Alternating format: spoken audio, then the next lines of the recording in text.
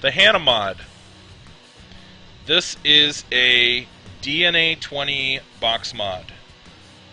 I am going to, so there's a couple things I didn't like about it. One of which is the reason why the logo is a little bit faded, because I actually brushed it. We'll talk about that in a little bit. But it's a DNA device, DNA 20. So I'm not going to go through all of the features of the DNA 20. It's variable wattage from 7 to 20 watts. It's variable voltage from 4 to 8.3 volts. Amp output of 6 amps. Atomizer resistance is technically 1 ohm to 3.3 ohms, but I've used lower than 1 ohm on here without an issue. The input voltage is 3.2 to 4.3 volts, so once your battery gets below 3.2 volts, it's not going to work properly. The input current is 1.5 to 7 amps. Dimensions on the device, it is 3.43 inches tall. It is exactly 1 inch wide, and the length is 1.94 inches. Okay. So it has the little firing buttons on the side, as you can see. Those two on the bottom are the adjustment for adjusting the wattage, and then that's the firing button right there. So it's nice, you know, right about where your thumb's going to go when you're holding the device.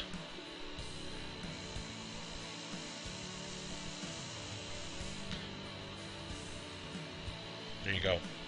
So let's take this guy apart. Oh, actually, let me give you the price real quick and the website. I'm sorry. So, website, if you're interested in finding out more information about Hana Modz, what's going to be coming out soon from Hana Modz, and more information about the specs on the device. Here you go. It's available through a number of resellers, including actually Vapor Craze, who sponsors the show, 310 Vapors, and also from Local Vape, and it's also available from some other retailers as well. The retail price on it is around $250. The body is made of aluminum, so it's pretty light for a good-sized box mod. Hold on a sec. It comes in a fancy little box, and it also comes with a little retractable charger, which I'll show you real quick. This little guy here, it's a double retracting charger, so you can tug on it and it retracts down, and then you pull it back out and it locks, as you can see. The firing button on it, actually, here, let me go close up for you. Hold on one sec, guys.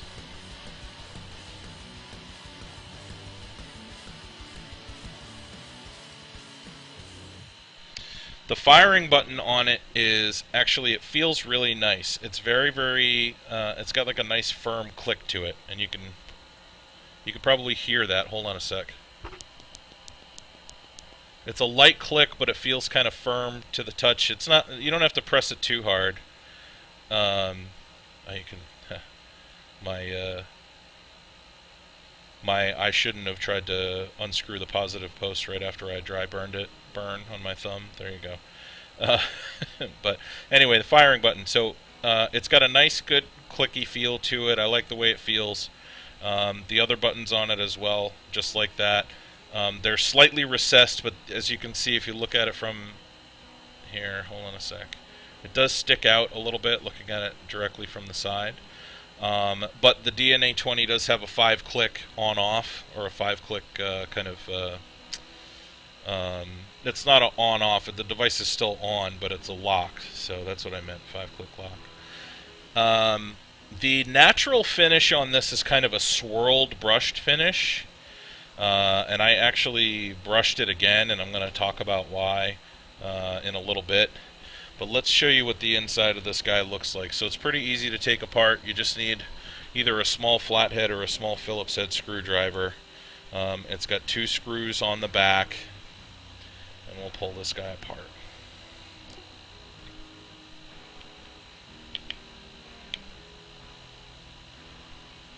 Okay, one sec.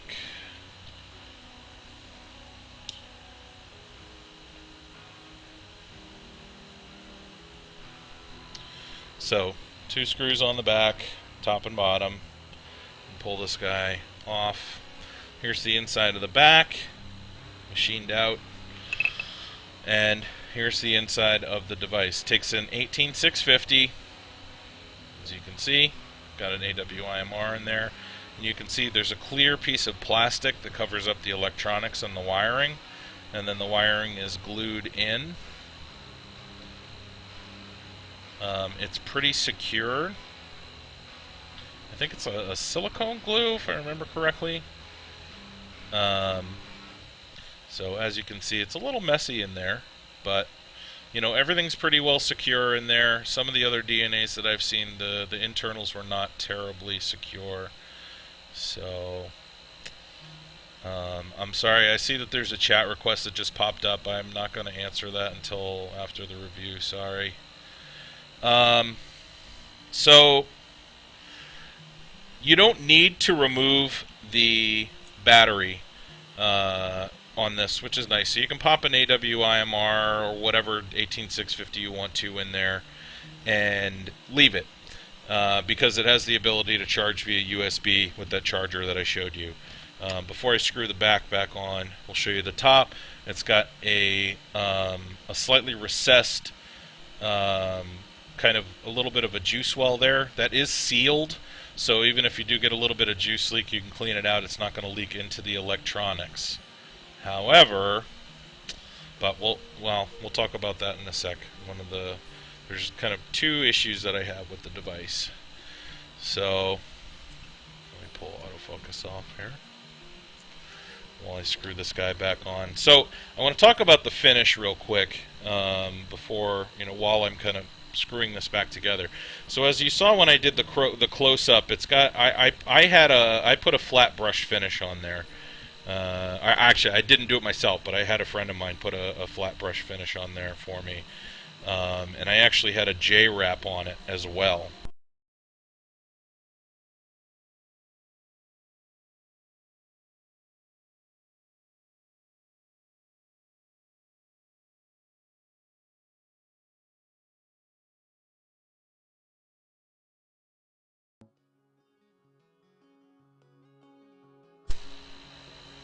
Because I think I just lost sound there for a second. Hold on, sorry about that.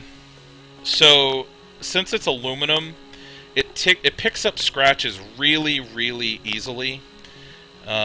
Which, it's not a huge deal if you're going to use it as kind of like a beat around mod and you don't really care if you pick up little scratches on it and stuff. But I don't know, I like to take good care of my devices and keep them looking nice. And just in a couple days, and I had this on a flat table and put it in my shirt pocket, and that was it. This didn't come in contact with keys. It didn't come in contact. Other than, maybe a little bit of dirt on my hands and whatever lint was in my pocket, I don't know. But it picks up scratches like crazy. So I got I had the finish put on there and a J-wrap put on there as well, but I took it off for the review so that I could take the back off and show you what the inside looks like, because you can't remove the back if you have a J-wrap on there, because it's a one-piece wrap that goes all the way around. So anyway, so I don't like that that it's aluminum on the outside. I understand why, because it's thick and it's heavy. Maybe a different finish would have been a better choice with aluminum. Maybe like a deeper brush finish, or maybe a media blasted finish or something like that for the aluminum, just so it doesn't pick up scratches as easily, because boy, it does pick up scratches very, very easily. So the other thing that I noticed, so I've been using the Squape on top of this, as I mentioned earlier, and as you guys have seen. One of the problems that I have with one of the problems I have with the Squape was, because I was being finicky with the different setups with the mesh and trying to get it working right with mesh.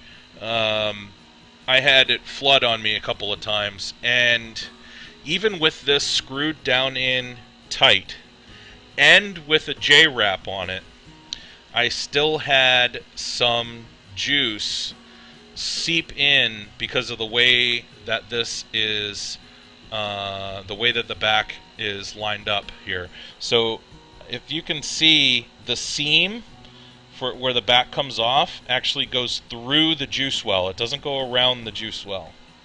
Okay, that line goes through the juice well. So there's actually a split in the juice well that goes right across here. And even screwed in super tight, I still had some juice seep down into there. It didn't short out the electronics. It was just a little bit. I opened it up and cleaned it out, but still, that's a concern. So maybe, hopefully, that's something that maybe will be changed in the V3.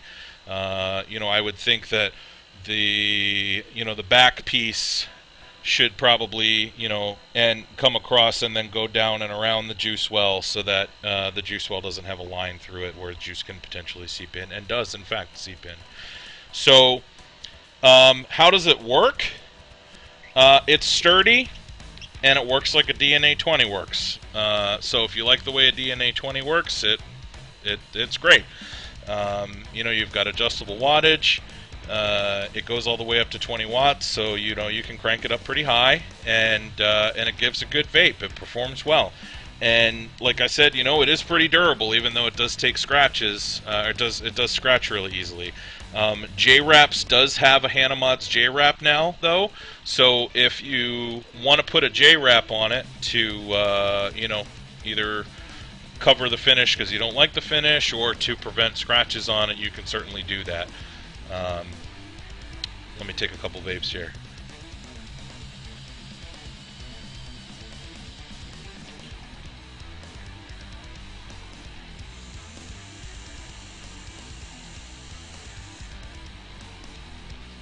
Alright, sweet. Yeah, good vape. But, that's going to be entirely dependent on what you put on here. If it can handle high wattage and wicks well enough, then you can crank up the wattage on this guy and, get a nice warm vape out of it. So,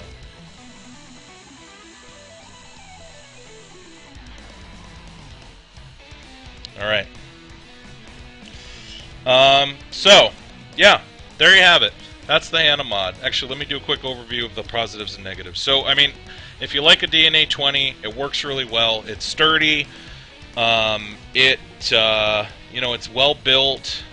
Internally, though it's a little bit sloppy, but everything's covered and secured pretty well. So, I feel like you could bang this around and you're not going to have any issues with the wiring coming loose like on some other DNA 20s.